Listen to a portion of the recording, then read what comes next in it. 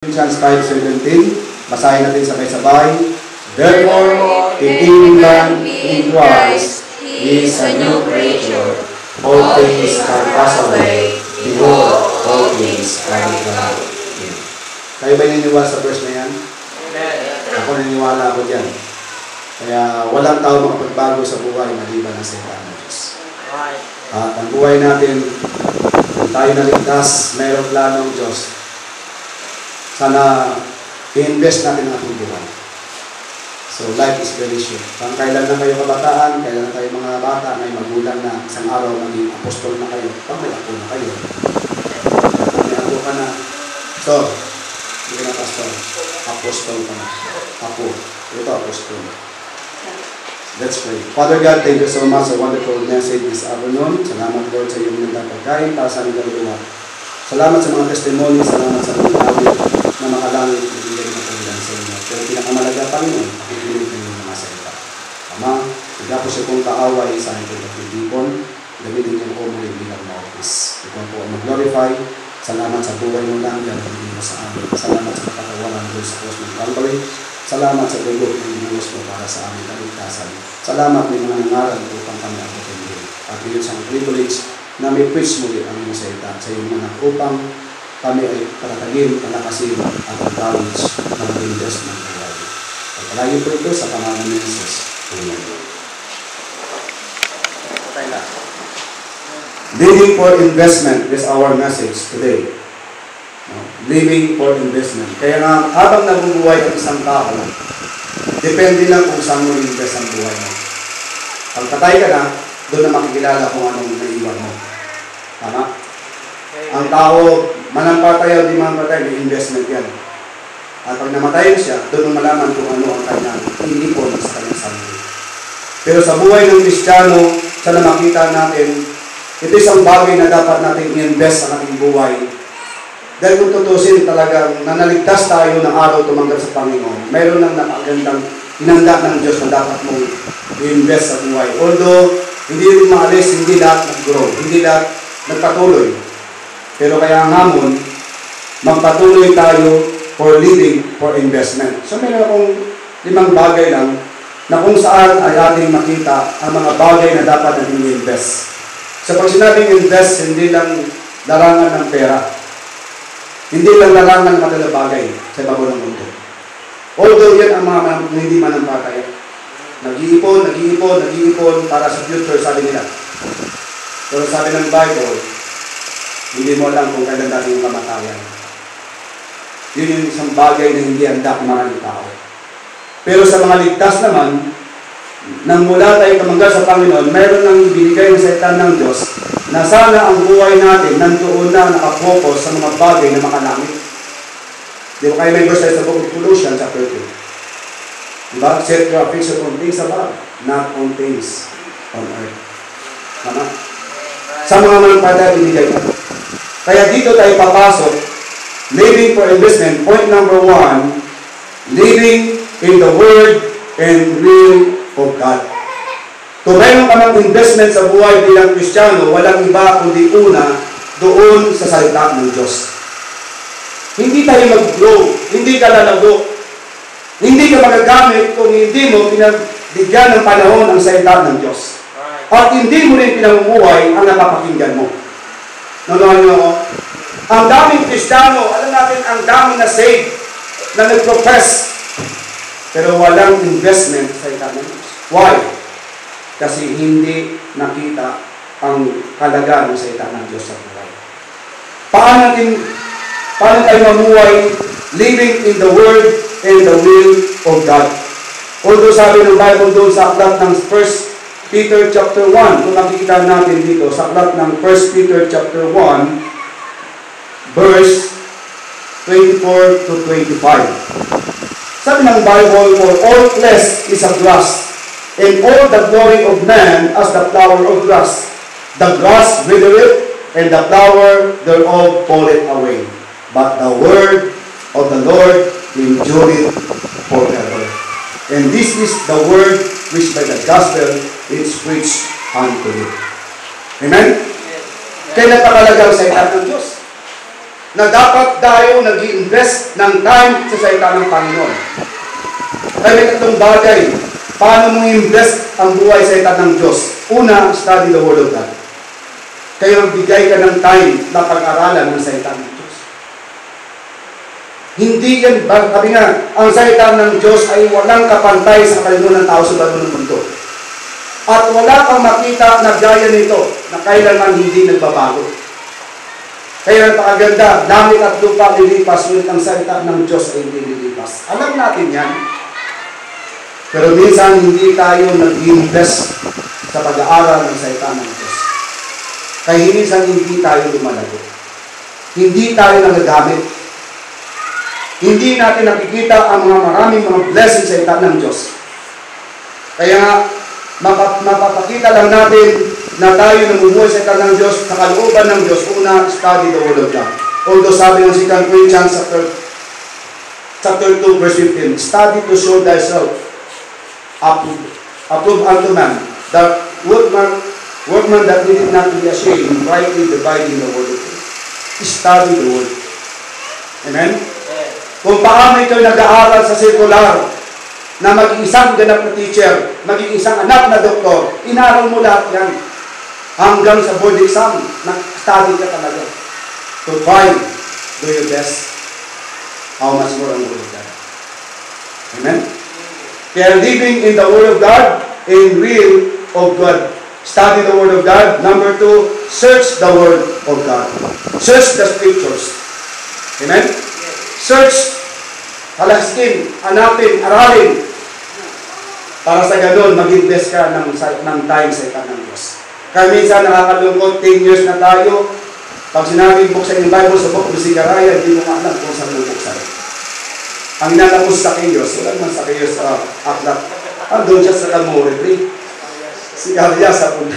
Bawa kasi Galia sa bawat akit si Zacchaeus. Search the Scriptures.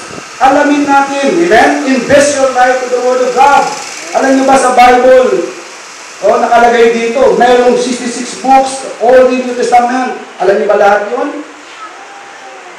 At mayroong almost 1,189 chapter.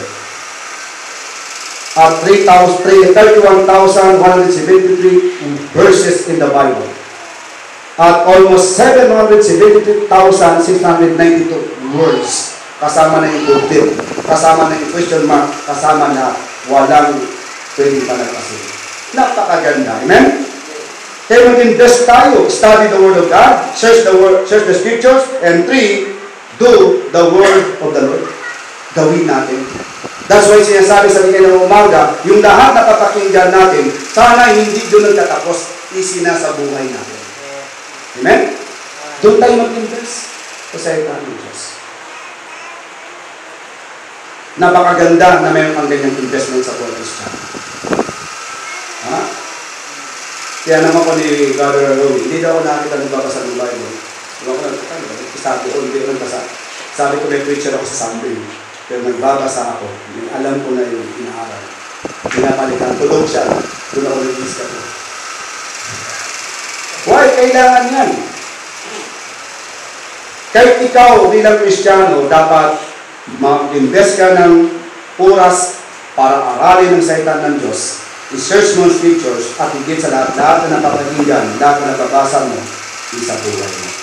Isa lang ang bagay makita mo sa binasa mo. Yun ang nais ng Diyos pagawa sa iyo. Amen? Kaya living in the Word and will of God. Number 2, investment. Invest to the work of the Lord. Kaya kung mayroon ka ng investment, doon na sa gawain ng Diyos. Sa Diyos walang lugi. Amen? Itong ginagawa natin, ang prayer nyo, sabi ko nga, itong tamang-tama ito. Ang pray ko noon, Lord, makapagsimula ng gawain sa lugar ng bulungan. Hindi lang bulungan, may miyaris, may gupa. To invest, why? Naniniwala ko one day, pag may tinawag ng Diyos dyan, meron ng mga tiranin. At mayroon ng didiligan. At idadagdag ng Diyos. Amen? Mag-invest tayo sa gawain ng Panginoon. Yan ang pinakamalagang bagay na makita mo sa sarili mo na Mag-invite ka and invest to the work of the Lord. Paano natin i-invest sa gawain ng Diyos? Simply, point number 1, invite souls, people to Christ. Magdala ka ng kaluluwa. Sabi ko nga, ay tayo sa gandang ng privilege binigay ng Diyos sa atin dito sa bayan. Kanina, 1 o'clock, nagturo ako sa pulis ng 45. Napakaganda. Hindi ko yung pinagayabang, isa privilege yan. Itong mga 45 na ito makarinig ng gospel, kahit hindi man nila tanggapin, kung may tatanggap talaga dyan. Pagbalik sa kanilang mga lugar, yung 45 na yan, may 4 na dyan ng totoo, is worth it all. May kaluluwa ng ligtas. Amen. Kung hindi tayo pupunta doon, sino mag-invest ng buhay nila? Sino nangangaral sa kanila? Kung hindi tayo pupunta ng murdungan, sino aabot sa mga tao doon? Sagot pa. Kaya sabi ko, Romy, salamat. Aalis ka, may Romy pa rin ang pangalan ng matiguan. Romeo din ang pangalan. Alberto pa. 2 pangalan niya. Romeo, Alberto. Kaya pag minugad, Alberto. Why? Kailangan natin mag-invest, invite souls, people to Christ. Wala tayong ibang invest sa gawain ng kundi ang tao dalhin sa Panginoon. Dahil wala namang kasiyan sa langit kundi kaluluwa ang madala mo sa Panginoon. That's why pumapasok, kung tayo ay anak ng Diyos, tayo bago na lang at ang dating mga bagay lumipas na, ngayon bago. Ano yung mga bago dapat mag-invest sa buhay? Baka nang-focus din tayo sa mga bagay sa mundo. So invite souls, people to Christ, invest money for the work of God. Totoo lang, na-open ba kayo sa preaching ni Brother Arjun pagdating sa pleasure? Sana hindi. No? By the way, yung hindi ko mayroon kong time na nang bago kami dito, 2010, may isang manang tataya noon. Sabi sa akin, Pastor, huwag ka mag-preach ng tithes na open yung mga tao. Sinagot ko siya, sabi ko, God, kung hindi ko ipipreach ang pagbibigay sa gawain ng Diyos, manatiling pulubi kayo lahat. Manatili kayong pulubi. At manatili kayong magnanakaw. Gusto kayo ba? Right. Sa Malakay, binasa rin sa chapter 3. Di ba? Kung nakinig ako doon, at hindi ko sinabi about money na kailangan ang gawain ng Diyos, magbigay ng tithes, to invest that money, wala kayo sa panahon ngayon na magandang buhay. Wala ito ang building. Wala kang trabaho kung ikaw ay hindi madamot sa Diyos. At wala ka rin kalakasan kaya na. Kaya nga, kung may investment naman, your money, maganda invest mo sa Panginoon. Amen? Church, Christian, are you saved? Kung mayroon ka mang invest, pagdating sa pleasure, sa pressure mayroon ka, sa Diyos na. Paano? Ibigay mo yung tithes mo, magbigay ka sa misyon, amen? Meron tayong almost 35 missionary, 8,500 ang ating sinusuporter natin. Kaya sabi ko sa kay Mrs., kahit hindi na tayo makabayad ng ibang bagay, unahin natin ang mission. Mahalaga yan. Mga kaluluwa. May mga missionary pupunta sila ibang bagay. Isang kaluluwa lang na masave doon. Yung pera na pinadala mo. Kahit maliit man yan, wala sa malakihan yan, depende yan sa faith natin at sa ating tinatawag ng Diyos.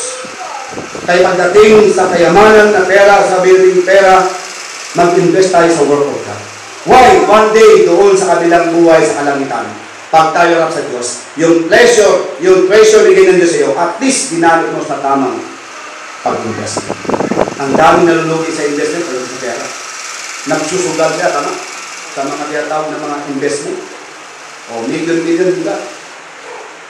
May isang kaibigan akong polis. Oo, pwede yun.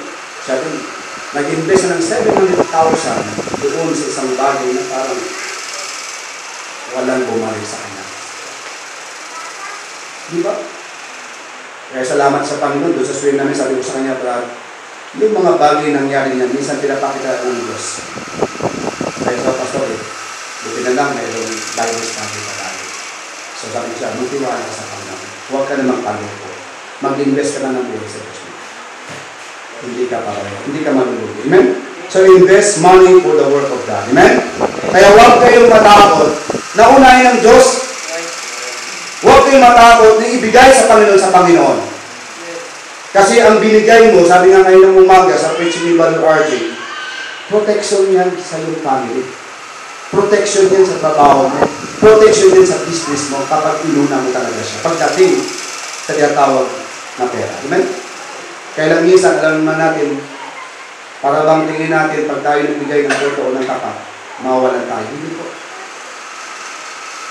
Marami pong mga patotoo nang niligay na sa Panginoon ang kailang buhay, ang kailang kayamanan, nag-invest sila sa gawain ng Diyos, God will prosper. Amen? Naniwala kami sa Diyos sa aklat ng Luke chapter 6 verse 38. Give and it shall be given. Amen? Naniwala ba kayo doon sa Luke chapter 6 verse 38? Naniwala ba kayo doon sa Malakay chapter 3? Naniniwala kayo, hindi problema ito. Invest your life to the Lord.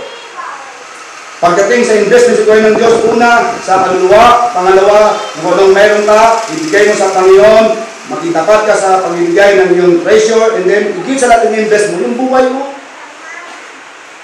Yung buhay mo. Minsan nakakatawa doon sa isang, ito nangyari talaga, isang pulis na nasave. Hindi lang ito sa Katoliko na nangyari. Binautismuhan. Nagpabaptize sa pulis. Naka-uniforme. Sabi ng isang pastor, Sir, God, yung wallet mo. Yung wallet mo, basa. Mababasa yan.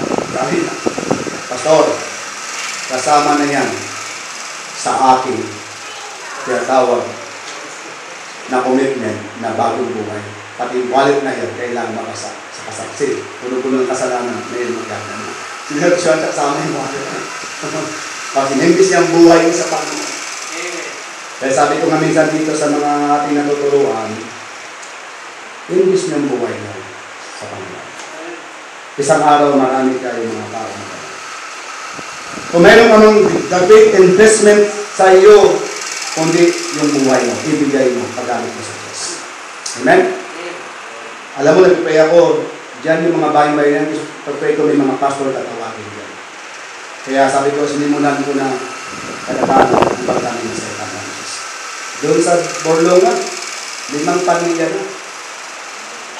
Hindi lang dumating yung 2 teacher na bisita na Kartan. Kasi na merong okasyon sa akin. Limited yung oras. At dyan sa Dupa, isang pamilya sa simulan ko itong Sabado. At sa Mingares, meron na. Yung family ni Tatay Norberto. May mga bisita kami 2 nanay. Tumanggap kay God. Next daw week, kalinakan ng mga asawa. May mga sakit kasi. Talaga sa atin, tayo magpapagaling. Pastor, sama na yung asawa namin next week. Kakalang ipapagaling si Pastor. Pakalala, hiling ko sin tayo. I-invest natin ang ating buhay sa gawain ng Diyos. May mga tao na inspire. Amen?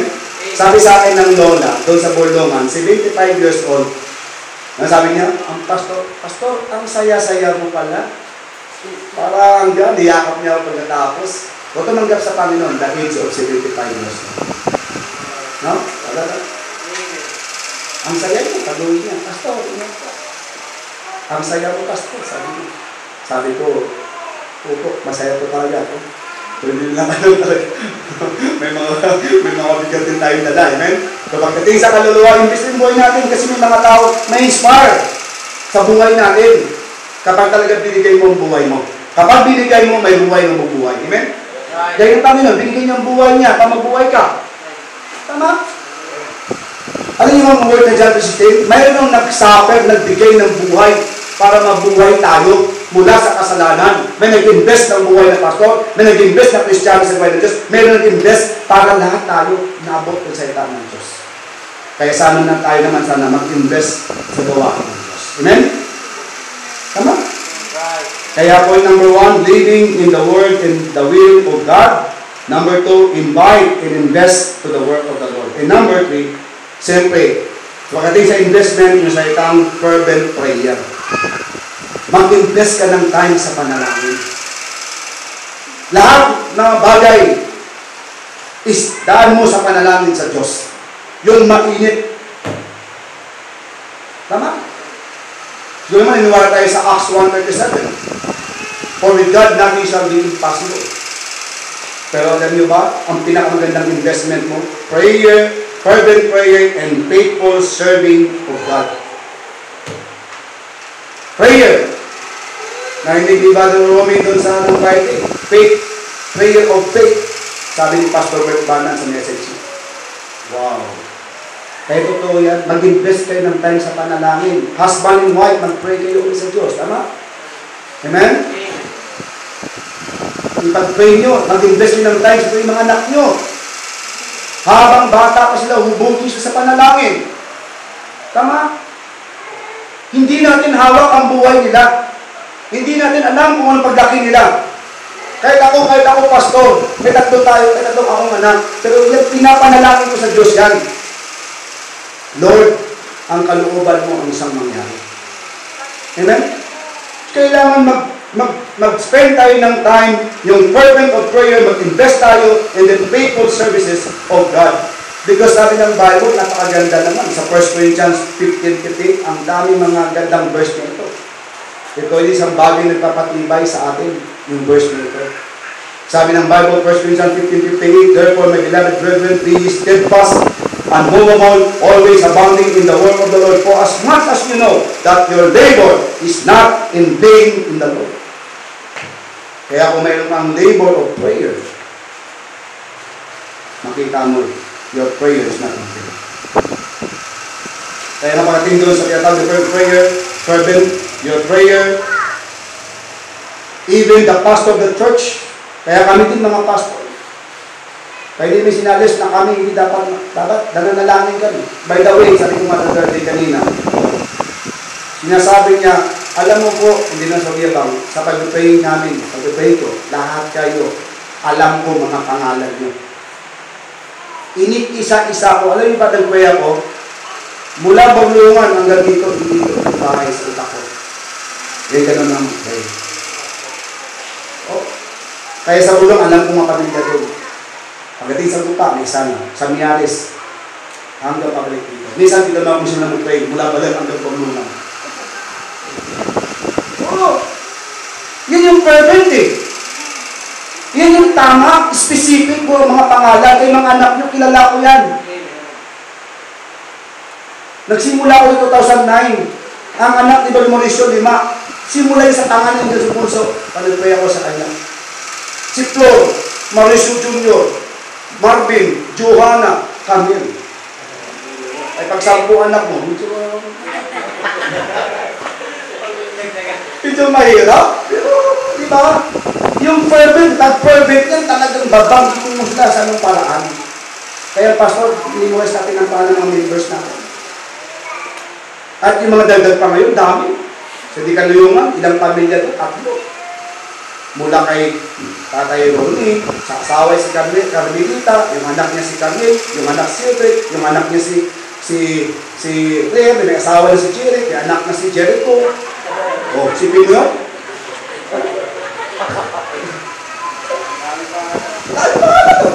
Kung saan akong puro G, ayan, yung anak ni Brother Lito, ni Israel, papo lalaki yan. Mula kay Mark, ang 2 kambal, si Jackie, si si Allen, tapos yung pangulit si Emmanuel, at ang pangulit si Joshua. Alam nila yan, pag-pray na ako sa inyo, na-babies ako. We need to be fervent in prayer, mag-invest tayo ng pray, ng panalangin. Amen? Nabanggitin mo ang pangalan. Isama niyo kami sa panalangin ko. Dahil yung mga anak pangalan, alam lang ang pangalan namin. Pakalan nyo lang, baka kalimutan nyo pa, fake yun, napakalaga yun. Baka makalimutan niyo pa, fake. Hebrews 11 verse 1 lang. Fake na agad. When Stephen Courtney, kailan yung pangalan pangalawa? Si Israel? Jairo? Kailan mga pangalan niya? Joanna Faye, Stephen Courtney. Ito maganda, si Israel. David, Israel, Jairo, Guardian, Seafood. Ano yung pangalan niya? Buong bangkit mo papel. Puno lahat yan. We need to be fervent in prayer. Ipag-pray nyo ang mga anak nyo. Amen? Ipag-pray nyo ang trabaho nyo. Amen? Ipag-pray nyo gamitin kayo ng Diyos. Ipag-pray nyo ang ating bayan. Ipag-pray natin ang mga pangkaliba. Ano yung mga pangalan ng Pangulo para magpapaba? Alam mo hindi? Isa sa ito? Tagal tayo. Buhay na lang. Faithful your prayer, even the pastor in the church, all the church members. Amen? Faithful serving to God. Yun ang investment mo. Maging faithful ka. Dalawa lang naman ito sa langit, di ba? Thou good, thou faithful servant or slave. Anong tawag sa iyo? Ano yung invest mo? And then serving the Lord with gladness. Naglilingkod ka ng masaya. Kaya lagi siya sabi sa mga dito, ito lagi dito ng mga, huwag kayong magtugtog ng masamang loob, lumayas kayo dyan lahat. Nagsiserve ka, masamang loob mo? Tama? Umaawit ka dito, para napipilitan ka. Nagbibigay ka, para napipilitan ka. Lumayas ka dito. 3 pintuan, bukas o. Pang-4 yung labas doon. Kaya nga bukas to eh. Pwede ka tumanin, lumayas. Ayaw mong makinig. Ayaw mong invest. Hindi kailangan ng Diyos ang unfaithful na Kristiyano. Amen? Dahil niligtas ka ng Diyos, niyaya yun, ang privilege mo lang to serve, to invest your life. Kung tawagin ka maging pastor, kami mga pastor, kung tanungin mo kami ang buhay sa ganito, kung tutusin hindi may alam ang salitang pastor, bakit ako magpapastor? Dahil napakalaga, tinawag ka ng Diyos. Amen? Kaya pag pray yung mga anak yun, baka magpastor din, amen? Alam mo, sila Delta, prayer nito, 5 anak na, may mapapastor dyan. Lalo dalawang kambal, ano? Dumating dalawang kambal, no? Pastor Allen and Jared. Dalawang pastor, magkamukhang mo ko, kambal eh. Sabi ko sa kanila, itong August, turuan kayo magtuturo. Aral tayo ng music. Para doon tayo asahin ang mga bata ang gamit sila. Habang makakasal. Amen? Fervent in prayer and faithful serving. Matapos, at ang panguli, siyempre, yung salitang trusting in the Lord in our lives.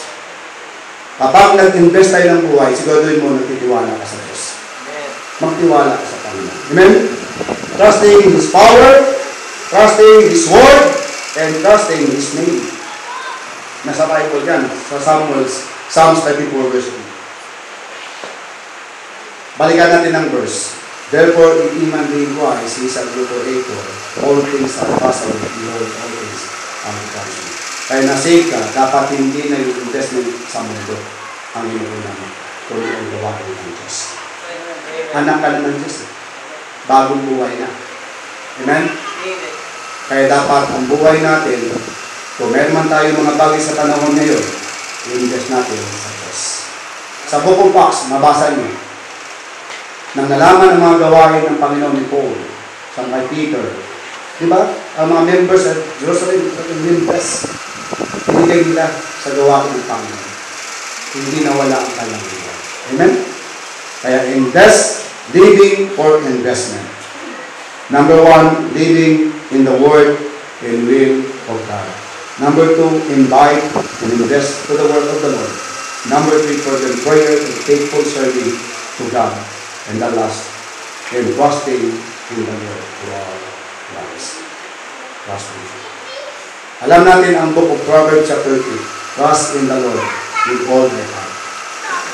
And then at thy understanding, in all thy ways acknowledge him, and he shall direct thy paths. That's why, church, Christian, are you saved? Sa panahon ngayon, subukan mo mag-invest. Mamuhay ka ng investment sa Diyos.